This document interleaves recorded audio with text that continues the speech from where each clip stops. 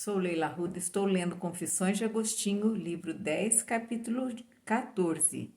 A mesma memória contém também os afetos da minha mente.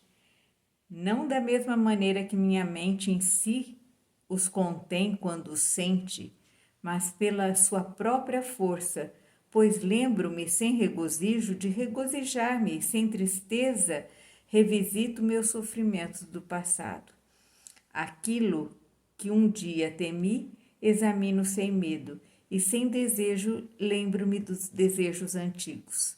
Por vezes, ao contrário, lembro-me com alegria de tristezas antes sofridas e com tristeza de certas alegrias. Isso não se admira nas questões concernentes ao corpo, pois a mente é algo muito diferente do corpo. Se eu, portanto, lembro-me com alegria de uma dor física, nada se tem para admirar. Mas agora, a própria memória em si e a mente, pois quando atribuímos uma responsabilidade a fim de aconselhar que se guarde aquilo que é na memória, dizemos, mantenha isso na mente. E quando se esquecem, dizem, não me veio à mente, e escapou-me da mente, referindo-se à memória como a própria mente. Sendo assim, por que me lembro com alegria das minhas antigas tristezas? A mente cheia de alegria, a memória cheia de tristeza. Se minha mente se alegra com a alegria que tem em si, por que a minha memória não se entristece com a tristeza que tem em si? Será que a memória, por acaso, não pertence à mente? Quem poderá dizer? A memória é, portanto, o estômago da mente.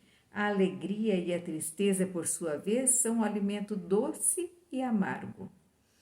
Quando o alimento passa pelo estômago para que seja digerido, não possui sabor.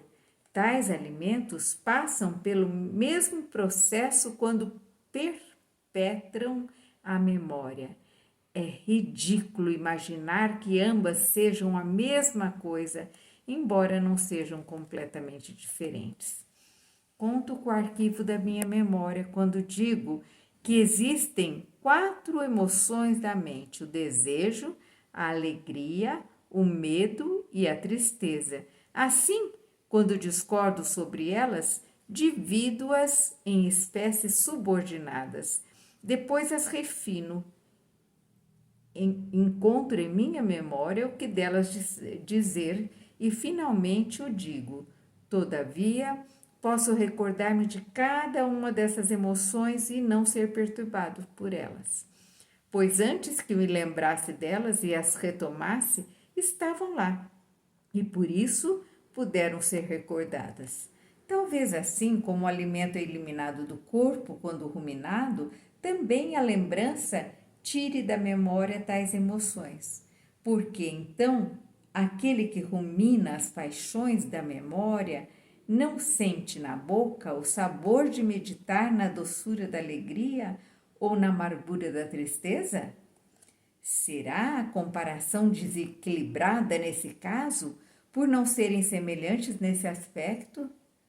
Pois quem propositalmente falaria tal coisa, se assim que mencionamos o sofrimento ou o medo, somos compelidos a ficarmos tristes ou amedrontados?